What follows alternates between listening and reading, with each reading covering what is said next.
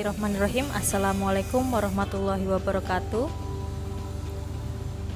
Halo semuanya. Sebelum memulaikan materi, Ibu mau mengucapkan selamat dulu kepada semua siswa-siswi baru yang sudah diterima untuk masuk SMA Negeri 1 Juntinyuat. Selamat ya, kalian sekarang sudah bukan lagi anak SMP tapi sudah SMA, sekolah menengah atas, yang berarti kalian tanggung jawabnya sudah mulai lebih atas, lebih tinggi daripada sebelumnya. Ibu mau memperkenalkan diri dulu. Ibu bernama Gesa Rahmalia. Ibu di sini sebagai guru bimbingan dan konseling. Ada yang tahu nggak guru BK itu apa? Pasti banyak berpikirnya adalah BK berarti yang sering menghukum dan lain sebagainya. Oh tidak, ya, di SMA tidak seperti itu. Nanti untuk sesi penjelasan tentang BK ada lagi sesinya, nanti Ibu bagikan videonya. Nah, yang pertama sekarang Ibu mau menjelaskan tentang yang namanya pendidikan karakter. Ibu dapat materi tentang pendidikan karakter. Sebenarnya Ibu enaknya untuk berinteraksi langsung dengan kalian. Bagaimana sih menurut kalian karakter itu? Ya. Mungkin sebagian dari kalian tahu karakter ya, apalagi yang tukang gamers ya. Kalau gamers itu kan pasti kalau mau memilih satu peran itu kan disebutnya karakter. Mau karakter apa? Misalnya kalau di Mobile Legends ada Zilong gitu ya, ada siapa lagi tuh, Lila, ya siapa lagi lah, itu banyak. Nah, hampir sama, mirip seperti itu. Karakter itu apa sih yang membedakan satu dengan yang lain? Oke. Nah, itulah sebenarnya karakter itu unik setiap orang ya, karena setiap orang pasti memiliki karakter. Kenapa sih harus ada yang namanya pendidikan karakter? Karena selama ini dan yang kita alami saat-saat ini itu banyak fenomena bahwa remaja tidak memiliki karakter yang kuat, sehingga banyak terjadinya penyimpangan atau degradasi moral. Apa sih degradasi moral tuh, Bu? Penurunan moralitas seseorang. Jadi kalau kalian melihat berita, ada remaja yang tawuran, ada remaja yang pakai narkoba, ada remaja yang bahkan mungkin lebih parahnya membunuh, ataupun remaja-remaja yang mungkin kalian tahu itu adalah suatu kenakalan. Mungkin dia mabok apa merokok, terus mungkin hal yang lebih negatif lagi seperti misalnya hubungan yang laki-laki perempuan yang kelewat batas gitu ya, seperti itu. Itu salah satu contoh rendahnya moral di Indonesia saat ini. Itu fenomena-fenomena yang terjadi di remaja. Nah, makanya adalah yang namanya pendidikan moral atau pendidikan karakter. Karakter ini dekat banget sama yang namanya moral, karena karakter ini memang bersumbernya diawali dari mulai pemikiran kita. Jadi sebenarnya karakter ini suatu hal yang kompleks, suatu hal yang merupakan hasil dari mulai dari pemikiran kita. Kita tahu bahwa ini yang bermoral, ini yang baik, ini yang tidak baik, ini yang harus dilakukan, ini yang tidak harus dilakukan, ini yang merugikan, ini yang menguntungkan. Itu kita tahu dari pemikiran kita. Kedua, itu adalah kita rasakan. Kita merasakan bahwa ketika kita melakukan hal kebaikan, kita pun merasa senang, bahagia. Kita melihat orang lain terbantu oleh kita juga merasa senang. Nah, itu sebuah perasaan. Jadi bukan hanya di pikiran, tapi juga dirasakan. Yang ketiga, yang paling terakhir, itu bagaimana kita melakukannya. Jadi bukan hanya kita berpikir membantu orang lain itu adalah baik dan kita merasa senang, ya berarti bukan hanya sekedar kita berangan-angan, tapi kita melakukannya. Ketika memang pada saat kondisi harus memerlukan bantuan kita bantu. Itu namanya berkarakter. Dan karakter itu akan selalu melekat sehingga kita dewasa. Makanya kenapa penting sekali yang namanya pendidikan karakter. Orang pintar bisa belajar. Kamu mau ulangan nih hari Sabtu, Minggu, masa Sabtu, Minggu ulangan. Misalnya hari Senin kamu mau ulangan, kamu belajar hari Sabtu Minggunya. itu mungkin bisa membantu kalian menjawab soal. Tapi kalau kamu disuruh melakukan sesuatu hal kebaikan atau suruh bersabar dan lain sebagainya tanpa kita mempersiapkan diri bertahun-tahun sebelumnya, itu sulit. Contohnya, kita sekarang sudah terbiasa misalnya contoh mencontek. Untuk saya mau berubah nih mencontek, itu memang sulit. Makanya ya harus belajar untuk melatih diri, menahan diri, bersabar, puas terhadap apa yang kita lakukan, dan selalu berusaha. Dan itu nanti lama-kelamaan yang namanya hal mencontek itu akan terputus.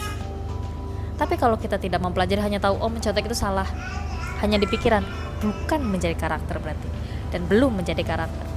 Atau misalnya cuma sampai di perasaan, saya mencontek itu salah, dan saya juga merasa mencontek itu tidak baik, gak enak rasanya mendapatkan hasil dari mencontek, tapi gak dilakukan, bukan karakter juga, jadi belum menjadi karakter. Makanya kalau mau menjadi karakter harus tahu dari secara pikiran, dipikirkan, dirasakan, dan kemudian dilakukan.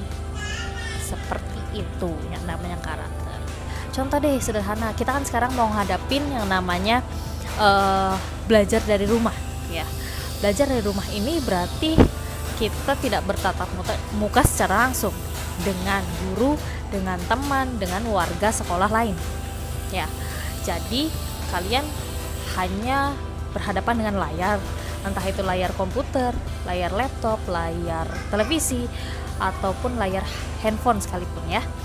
Nah, tapi di situ yang kita tahu adalah di situ kita menghadapinya guru ataupun teman-teman.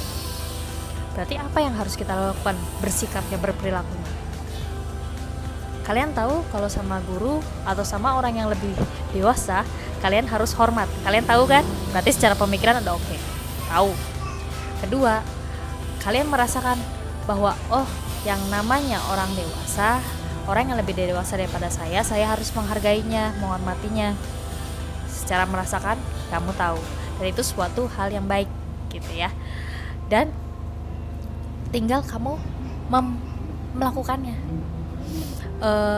bertingkah lakunya harus sesuai dengan apa yang kamu pikirkan dan juga kamu rasakan. Jangan sampai tiba-tiba kamu melakukan mungkin voice call, video conference, ataupun sekedar WA sama orang yang lebih dewasa, kamu tidak membedakan secara bahasa, secara tata keramanya, itu tidak kamu perhitungkan.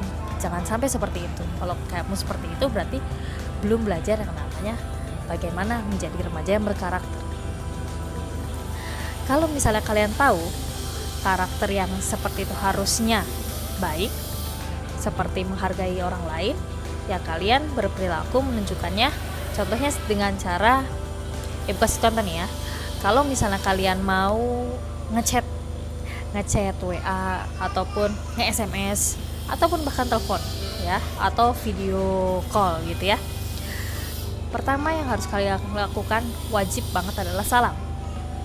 Kayak kita mau masuk rumah orang ya, itu kan harus salam dulu. Nggak mungkin dong kita langsung nyelonong ya. Atau kalian mau masuk ruang guru, itu kan pasti harus salam dulu, assalamualaikum ya. Kalau misalnya yang non muslim bisa bilang salam gitu ya. Nah, setelah itu barulah kalian memperkenalkan diri kalian. Assalamualaikum Bu, Bapak, atau salam Ibu, Bapak, selamat siang atau selamat pagi. Saya misalnya Ananda Listi. Saya Ananda Listi dari kelas berapa. Langsung mengatakan tujuannya untuk apa. Pak, mohon maaf, atau Pak, Bu, mohon maaf, saya ingin bertanya tentang misalnya tentang tugas, tentang materi yang belum saya mengerti. Nah, seperti itu. Setelah itu jangan lupa ucapkan terima kasih, kemudian salam penutup. Terima kasih Bapak Ibu atas perhatiannya. Wassalamualaikum. Contohnya seperti itu. Jadi ini harus diperhatikan dengan baik karena kita menerapkan pendidikan karakter ini di masa pandemi. Salah satunya adalah itu yang akan melatih kita juga bagaimana cara kita bertata krama, bagaimana cara kita berkarakter dengan baik atau kepada orang dewasa daripada kita, begitu. Jadi kalian bisa paham ya gimana caranya dan lain sebagainya. Itu salah satu contohnya yang bisa kalian lakukan pada saat masa belajar dari rumah. Sebenarnya banyak lagi contohnya seperti tadi yang ibu bilang. Yang penting yang pertama adalah bagaimana kamu di pikiran kamu itu benar atau salah, kamu harus tahu. Kemudian rasakan bagaimana berperilaku seperti itu membuat kamu bahagia, dan kamu harus rasakan senang. Jangan hanya sekedar mendewakan nafsu kita, misalnya kita lagi emosi dan lain sebagainya. Jangan bertanya pada saat seperti itu, bertanya pada hati kamu ketika kamu sedang merasa tenang. Itu jawaban hatinya akan berbeda ketika kita sedang emosi, ketika kita sedang memiliki pemikiran yang kurang baik ya. Jadi melatih karakter itu berawal dari pikiran, dilanjutkan dengan perasaan, dan juga dilanjutkan dengan yang namanya bertingkah lakunya. Nah itu baru menjadi sebuah karakter. Kalian misalnya jangan dong mencontek, tapi nggak taunya orang yang kamu ngomong itu dia masih mencontek melakukannya. Contohnya gampangnya gitu. Atau kalau bilang, kalian, kamu kalau minjem barang balikin dong, padahal dia kalau minjem barang orang juga jadi balikin. Sebenarnya integritas itu hampir sama kita sebut dengan kejujuran. Nah ini nih, kejujuran itu paling penting juga sama yang namanya karakter, karena karakter tanpa kejujuran sulit. Karena apa? Kita selalu membohongi yang namanya perasaan kita, pikiran kita. Misalnya kita melakukan sesuatu yang kita tahu itu salah, tapi kita lakukan, itu namanya kita jujur, kita namanya menyakiti kejujuran dari diri kita sendiri. Atau kita tidak jujur sama diri kita sendiri bahwa kita melakukan hal yang salah dan kita tahu itu salah, kita namanya membohongi diri kita sendiri ya. Jadi kalian harus hati-hati untuk itu kuncinya. Apalagi ya, banyak sih sebenarnya tentang pendidikan karakter ini yang mau ibu sampaikan, cuman itu adalah garis besarnya ya. Jadi karakter itu bagaimana kamu berpikir, merasakan, dan berlaku yang sesuai dengan apa, Bu? Kita ini hidup gak hanya sendiri dunia ini, kita banyak orang lain di sini, sehingga kita harus yang namanya tahu norma aturan ya. Itu makanya orang-orang disebut bermoral itu kalau misalnya disetujui oleh lingkungan sekitar. Maksudnya gimana, Bu? Ya semua lingkungan sekitar itu punya aturan sendiri. Nah aturan itu nanti barulah kita laksanakan sesuai dengan apa yang kita kerjakan. Kita nggak mungkin dong naik motor sesuka kita. Di jalanan aja kita punya aturan, lampu merah, tanda-tanda lalu lintas, itu semua aturan yang biar kita semua sama-sama nyaman. Jangan sampai kita aku ini punya motor, di jalanan punya aku, kau ya.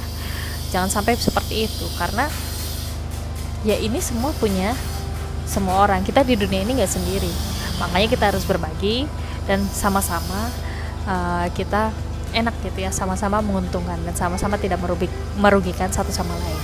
Itu aja yang mau ibu sampaikan. Terima kasih atas perhatiannya, semoga dimengerti.